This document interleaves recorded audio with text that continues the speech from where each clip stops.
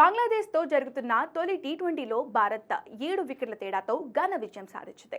3 టీ20ల సిరీస్లో 1-0తో ఘనంగా బోని కొట్టింది. తొలి టీ20లో భారత ఛేదన మెగా టోర్నీలో భారీ నెట్ రన్ రేట్ కోసం ఆడినట్లుగా సాగింది.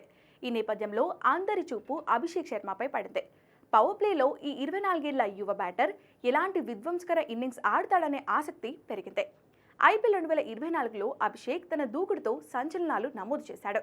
అయితే గ్వాలియర్ వేదికగా జరిగిన తొలి టీ20లో తక్కువ పరుగులే వెనుదిరిగాడు. సహచర ఆటగాడు సంజు శాంసన్తో సమన్వయ లోపం కారణంగా రన్అట్ అయ్యాడు. ఈ మ్యాచ్ ఫలితం వచ్చిన తర్వాత జట్టు కోసమే తన పరుగులు అన్నట్లుగా ప్రతి పరుగు ప్రతి బంతు జట్టు కోసమే అని ఇన్స్టాగ్రామ్లో అభిషేక్ శర్మ పోస్ట్ పెట్టాడు. అయితే ఈ పోస్టుకు సిక్సర్ల వీరుడు తన గురువు యువరాజ్ సింగ్ చేసిన కామెంట్ వైరల్గా మారింది. ఓ నెటిజన్ ఓ భారీ ఇన్నింగ్స్ను ఆశించవచ్చా అని కామెంట్ చేశాడు. దానికి యువరాజ్ బదిలివ్వడం గమనార్హం.